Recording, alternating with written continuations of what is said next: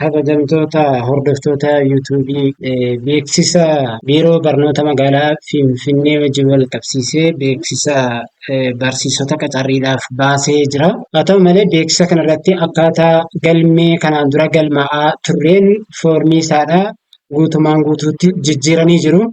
Kanaaf akkaataa itti haala salphaa ta'een galmaa'uu dandeessan isinitti agarsiifna. Yuutuubii keenya Oroo Kompiitar Iskuul sabiskiraayib, laayik, sheer godhaatii nu hordofaa isiniin jenna. Egaan amma akkuma argaa jirtan teelegiraamaa Addis Ababaa Ofiis kan jedhu irra jira. Beeksisichi kun asirra jira jechuudha. Asirratti ni mul'ata. Liinkii isaas jala kaa'anii jiru jechuudha. Kun liinkii kana asirraa raayipidii goone kooppii godhanna.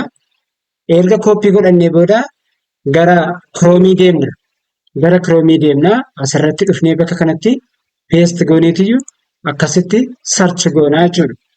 Erga sarchi goone akkaataa kanaan nuuf bana. Kan koome loogiin godhee jira jechuudha. Loogiin godhee jira. Kanaaf asirratti erga iimeelii keessaniin loogiin godhaa isiniin jira. Iimeelii keessan itti tuqxaniitiyyuu loogiin gootu. Sana booda kallattii kanaan dhufa. Daashboordii qaba. Asirraa joobsiin tokko tokkoon agarsiisaa jechuudha. Jalqaba irra kan jiru afaan Oromoo Speaking HP Teacher jedha. Asirra dhuftanii warri gosa barnoota kanaan isin ilaallatu asirraa apply jettu. Xumura irratti isinittan agarsiisa akkaataa apply itti goonu. Apply kan jedhu tuqxu gosa barnoota dorgomuu barbaaddaniin pre-primary education teacher diploma kan jedhu as jira. Asirraa apply gochuu dandeessu. Afaan Oromoo Speaking Mathematics digriidhaan asirra jira. Apply jettu. Akkasuma hundi isaayyuu ni jira jechuudha. Amma tokko irratti IT dha waan ta'eef IT irratti dhaqee apply godheetan isin agarsiisaa jechuudha. Apply godheen isin agarsiisa. Kun asirraa ICT teacher grade 9 up to 12 kan jedhu jira.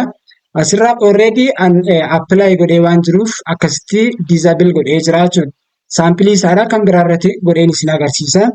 Fakkeenyaaf asirraa Amaarik teacher kan jedhu kanarratti apply godheetan isinitti agarsiisa. Yeroon apply godhu asirratti foormii isinii fidaa jechuudha. Asirratti xiyyeeffannoo irratti kennuu qabdu. Wantoota inni asirraa isinitti agarsiisu.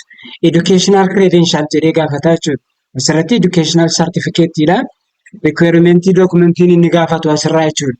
Innis choose file kan jedhu kun ni jira jechuudha. Choose file isa jedhu kanarratti yeroo tokko erga tuqattanii booda dokumentii keessan fakkeenyaaf educational certificate kan jedhu akkasittiin tuqadhaa jechuudha. Kun dokumentiin keessan immoo yoo xiqqaate meegaabaaytii 2 gadi ta'uu qaba jechuudha. Meegaabaaytii 2 ol yoo ta'e isinii fudhachuu hin danda'u jechuudha. Isinii fudhachuu hin danda'u. Egaa liinkii isaallee yuutuubii keenya jala isiniif keenya liinkii isaatiin seentanii galmaa'uu dandeessu jechuudha beeksisa kana. Inni lammaffaan work experience letter muuxannoo keessan muuxannoo gola mootummaarraa yookiin immoo waajjira barnoota godinaalee kan mootummaarraa qofaadha kan inni simatu jechuudha. Kan dhuunfaarraa hin simatu. Isas xalayaasaa asirra tuqattaniitiyyuu dhuftanii dookumentii keessan akkaataa itti eksperiyaansiidhaan seef gootan nama fakkeenyaaf gurmeessaa eksperiyaansi jedhee kaayetiin jira. Asirratti akkasittiin tuqadhaa naa galeera jechuudha. Ammas itti aanee optional document kan jedhu ni jiru. Xalayaan ragaan dabalataa. Professional license fakkeenyaaf warri siyaasaa qabu yoo jiraate galchuu hin danda'a. Optionaliidha garuu jechuudha. Filannoodhaan yoo qabaatan hin galchitu yoo dhabdan ni dhiistu jechuudha. Akkasuma PGDT warri PGDT qabdan PGDT keessan as keessa tuqxaniiti asirraa irratti galchitu. PGDT qobaatti hin baranne silumaayuu Bachelor of Educationidha waan ta'eef nuyi nun barbaachisu waan ta'eef isin warri qabdan PGDT keessan asirratti upload gootu. Inni kan biraa graduation year'idha.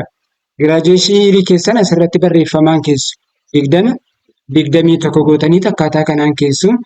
Itti aanee cumulative GPA keessan kan yuunivarsiitiidha asirratti galmeessitu jechuudha. 3.6 bilbila keessan bilbila ni gaafatan namaa jechuudha. Lakkoofsa bilbilaa keessan illee akkaataa kanaan gootanii tuqxu jechuudha. Akkaataa kanaan tuqxanii guutuu. Inni kan biraa portfolio dookumentii garaagaraa yoo qabaattanidha. Fakkeenyaaf dookumentiiwwan kan biraa galcheen jira jechuudha. Akka CVA, Itiyoo Kooder Sartifikeetii akkasumallee ogummaa kan biraa yoo qabaatanis asirratti dabalataan galchuu dandeessu jechuudha. Akkaataa kanaan.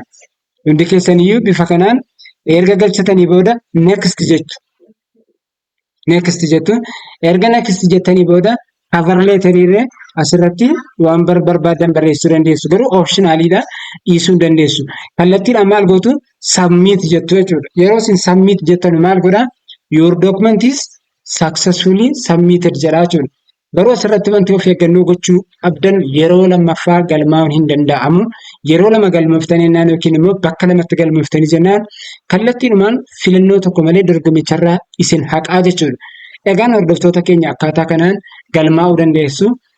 YouTube keenya subscribe, like, share gochuu hin dagatinaa. Wassalaamu alaikum warahmatullahi wabarakatuh.